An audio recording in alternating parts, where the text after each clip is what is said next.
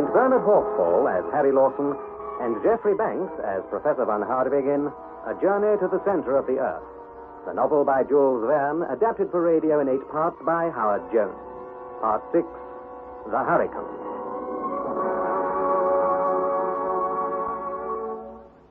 Before I resume my account of our amazing adventures beneath the surface of the earth, let me remind you of what I have already told you. My uncle is that now celebrated German scientist, Professor Van Hardwig. One day, in a book my uncle had recently purchased, we came upon a scrap of ancient parchment covered with runic characters. This, we discovered, was the writing of a 16th century alchemist named Arne Saknussemm.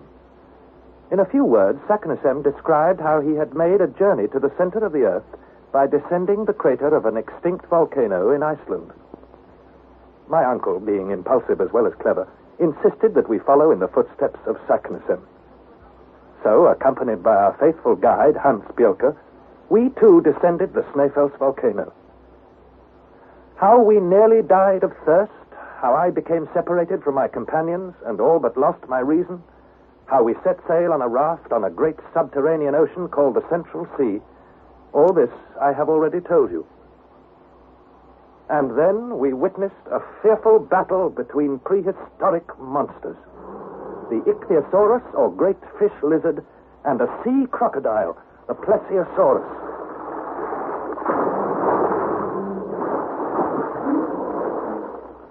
After 3 terrifying hours, both monsters suddenly vanished under the waves.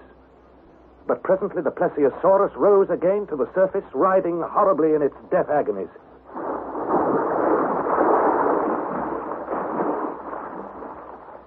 We watched it until it ceased to struggle and sank from our sight.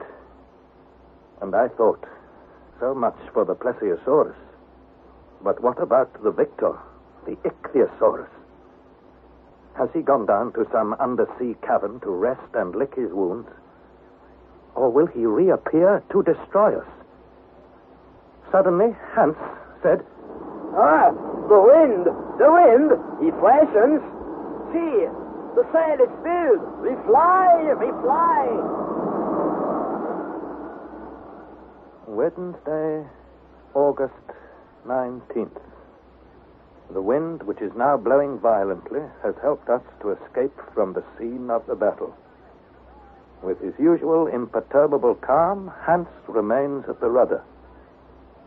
But my uncle, who for a short time had been roused from his reverie by the fight, fell again into a brown study, his eyes fixed morosely on the widespread ocean. I confess that even I find our voyage has become monotonous. But I have no desire to have the monotony broken by the perils and adventures of yesterday.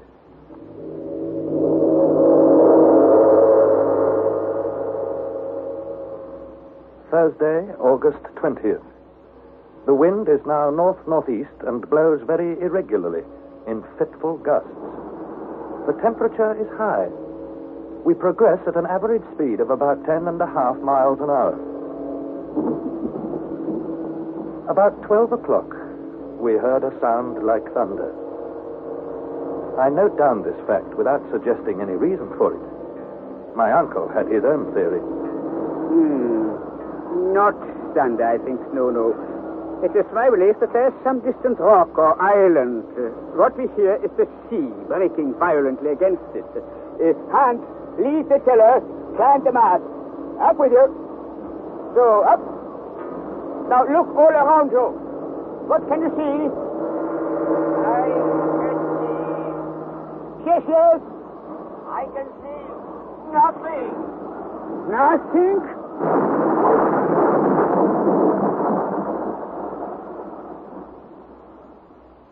Three hours passed. The sound had now become like a mighty cataract, far, far off. Uncle, Well, Harry, what is it? I believe that's a cataract of some sort. Nonsense. We're advancing towards some gigantic waterfall, some terrible abyss. I disagree. I disagree entirely. I could not help reflecting that if we were to be swept down into some abyss, the professor would welcome it. For it would be that swift and vertical descent to the center of the earth which he is so anxious to make.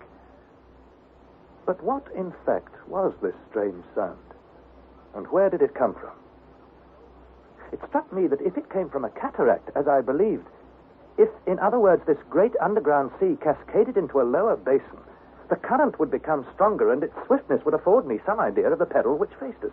Accordingly, I cast an empty bottle into the sea and watched it anxiously. Current? The current simply did not exist. The bottle lay to leeward without any movement. About 4 o'clock, my uncle said, Hans, oblige me by climbing the mast again. That's it. That's it. Now look carefully. Very carefully. Aha! He has seen something at last. I think so, Uncle. Hans! I come. Well, what is it? What have you seen? It is there. To the south, Master. A great spout of water rising from the waves. This is what you saw, Hans? Yes, Master. A spout of water. Then it's probably another marine monster? Perhaps, my boy. Perhaps. In which case, may I suggest we give it a clear berth? Let's steer away from it. To the west. We steer for the south. For the south? Uncle, that is madness. For the south, I say. For the south. At 8 o'clock in the evening, reckoning as above ground where there is night and day, we were not more than 2 leagues from the great monster. Its black, enormous body lay motionless on top of the water. Its length could not be less than 1,000 fathoms. I recalled that sailors have been said to have gone ashore on sleeping whales, mistaking them for land. What could this terrible monster be? The water spout rose to a height of at least 500 feet, breaking into spray with a sullen roar. And all the time we were advancing on it, I cried out to my uncle to stop, before it was too late. It did not come this way to stop. You're mad, Uncle. If you don't stop, I'll cut away the sail. Master! Well, this monster, it is an island. An island? The monster's an island, Harry. What do you think of that? I don't believe it. Well, what about this great spout of water? It is a geyser, Master Harry. Are you sure? Oh, yes, I'm sure. In my country, Iceland, there are many such geysers. Oh, enough of talk. We sail to this island, Hans. Oh, yes, Master. But beware the geyser. If he falls on us, we are wrecked. Therefore, I think I steer for the other end of the island. I was the first to leap onto the rock. My uncle followed. Hans remained seated on the raft, a man above any childish thrills of excitement. The professor and I were now walking on granite mixed with siliceous sandstone.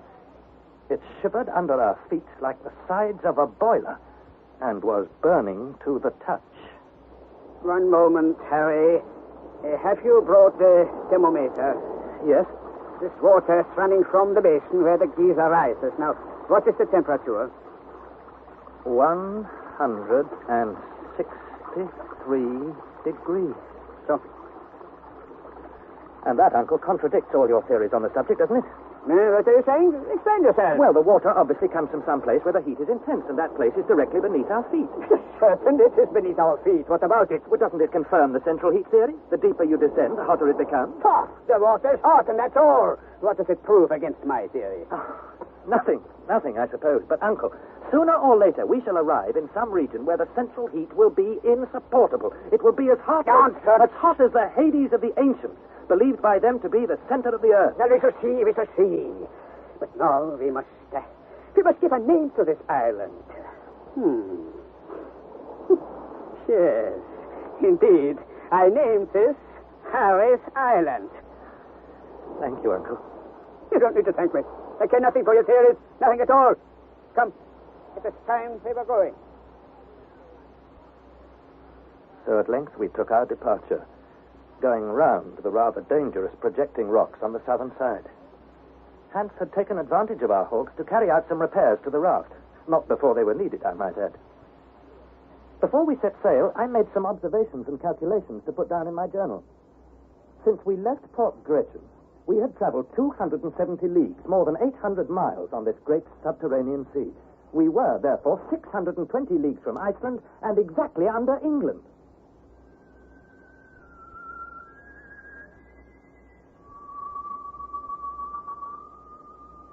Friday, August 21st. This morning, the wind has freshened. We make good progress. The sight and sound of the magnificent geyser have disappeared. And the weather, if I may call it such, is about to change very suddenly. The atmosphere is close and sultry. The clouds seem to be tumbling towards the sea, a dark olive in color. In the south, they are piling up like enormous balls of cotton, one above the other in confusion. The sea is comparatively calm. There can be no doubt that the air is saturated, so to speak, with electricity.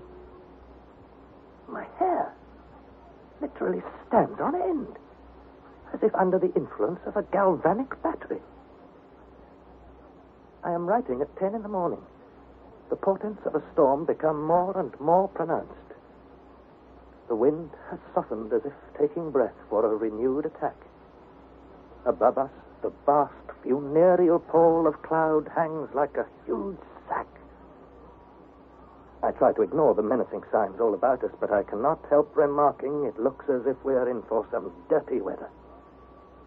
The professor says nothing, simply shrugs his shoulders. He's in a detestable temper. I point to the horizon. There's a big storm brewing, Uncle. The clouds are coming lower and lower, as if they mean to suffocate us. Silence.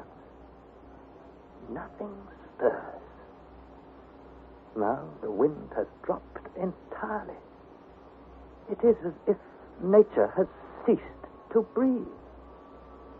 The sail droops in folds on the mast.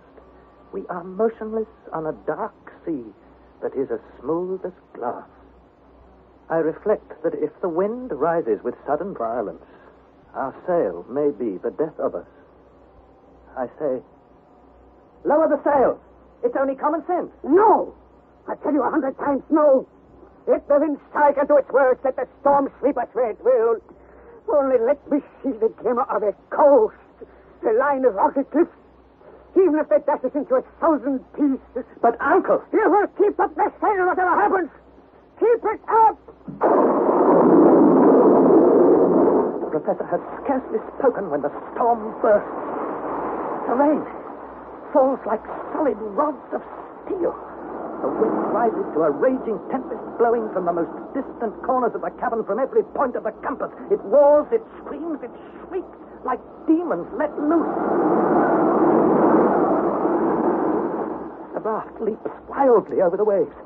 My uncle is cast headlong to the deck, and with difficulty I drag myself towards him. He clings with might and main to the end of a rope and gazes with pleasure and delight at the spectacle of the unchained element. And at the rudder never moves a muscle. The mast holds firm against the hurricane, but the sail bellies out like a bubble about to burst. I shout, the sail! We must lower the sail! Must I tell you again? Leave the sail alone! Lower the sail! Lord, Master Harry, leave the sail alone!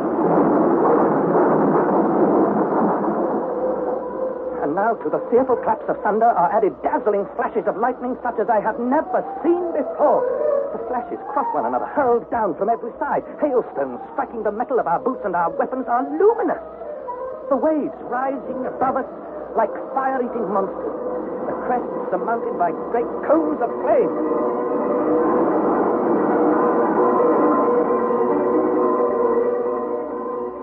Sunday, August 23rd. I have almost lost count of time. My notes are incomplete, loose, and vague. The night has been fearful, something not to be described. We are still carried forward at tremendous speed. Where have we got to? Where are we going? Our ears literally bleed. We are unable to exchange a word, to hear each other speak. My uncle lies full length, silent, motionless. Hans never moves.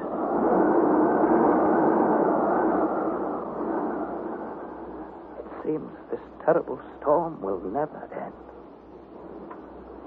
We are utterly broken by fatigue.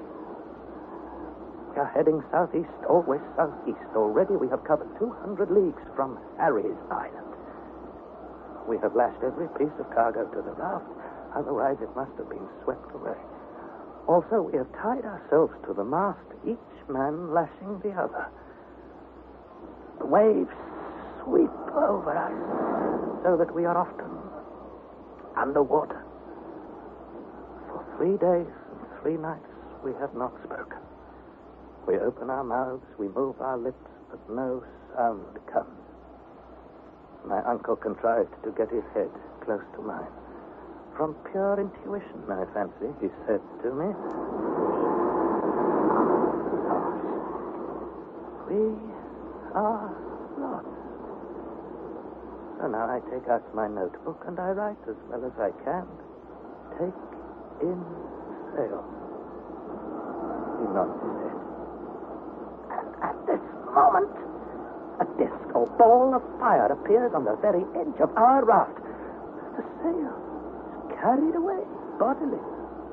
I see it swept up to a prodigious height, like a kite. The ball of fire, half white, half blue, and about 10 inches across, runs here, there, everywhere.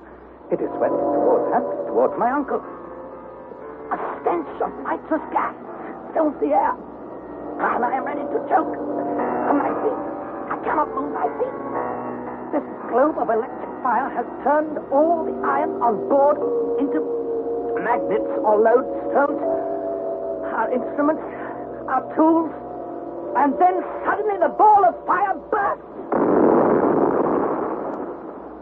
A stupendous flash of light. It shows me my uncle cast to the deck, apparently senseless. And there, Hans at the rudder, grim, motionless, imperturbable. Then, all about us, darkness, darkness, darkness.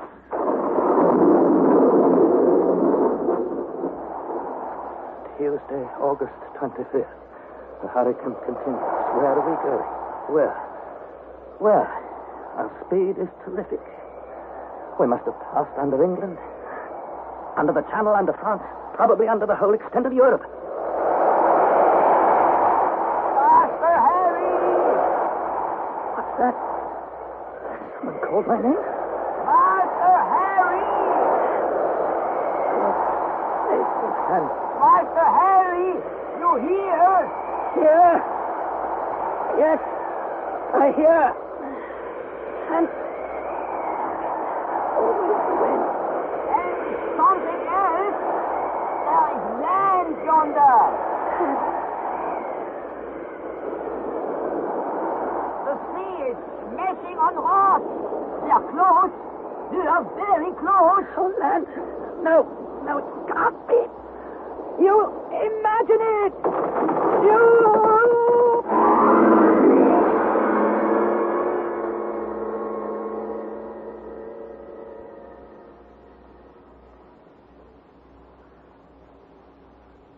Exactly what happened when our raft was cast upon the rocky shore, it is impossible for me to say.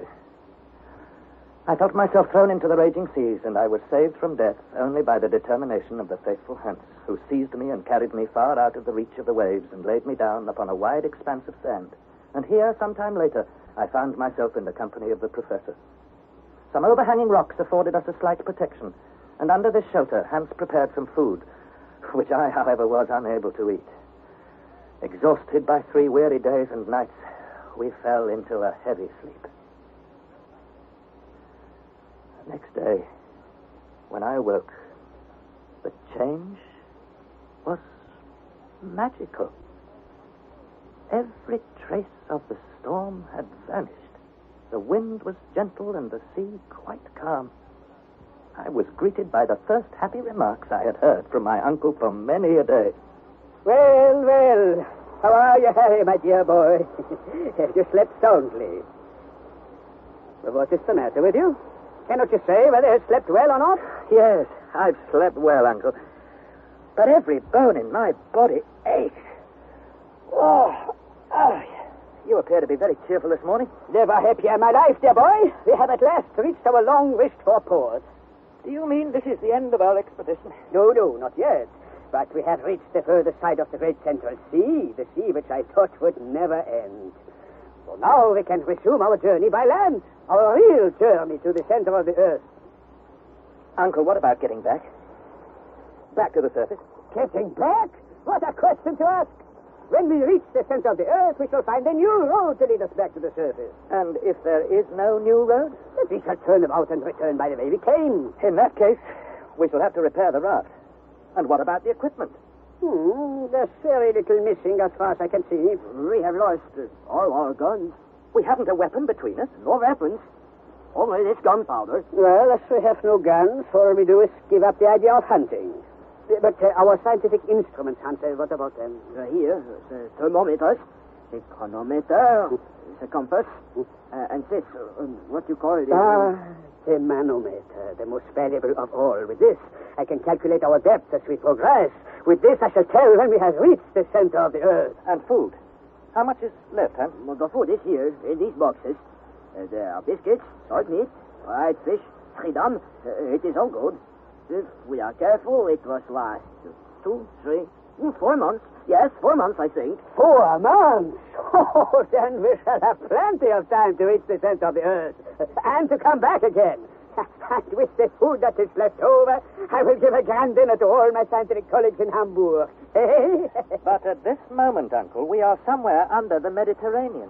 That may be so, but whether we are under the Mediterranean or under Turkey or the Atlantic Ocean cannot be decided until we are sure that the storm does not drive us out of our course.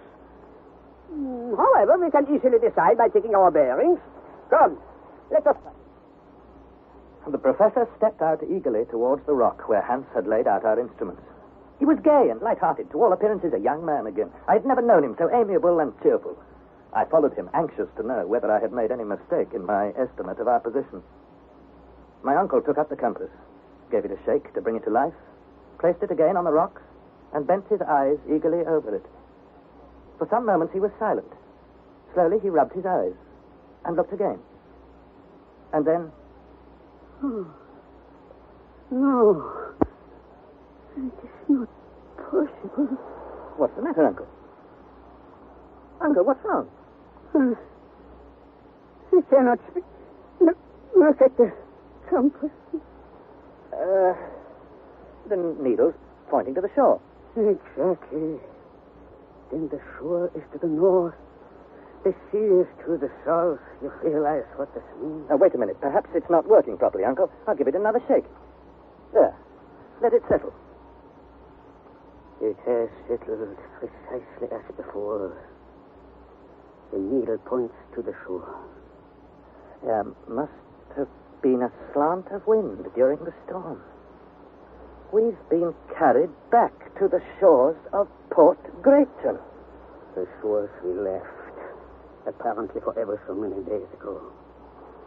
And our voyage, the fearful dangers we have passed through amount to nothing. Every hour, every minute on the raft has been so much time lost. It is cruel. Cruel. Yes, Uncle. And in my opinion, the time has come to reconsider our position. It is useless to struggle against the impossible. So, fate plays moves, wild tricks. All the elements, air, fire, water, all have combined against me. Well, now they shall learn what a determined man can do. I will not yield. I will not retreat one inch. I shall see who is going to triumph in this immortal contest. Man or nature. Forward, I say. Forward to the center of the earth.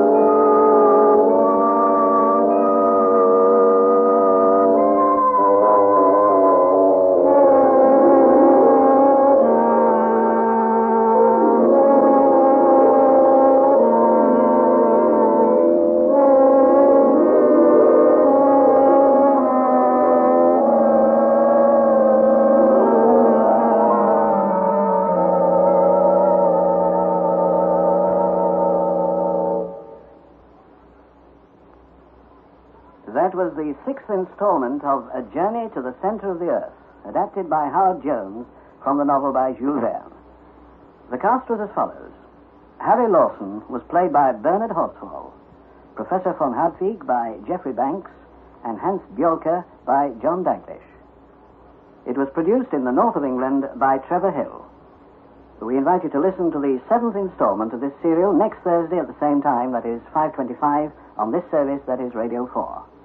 And the title of the episode next week is The Mysterious Dagger.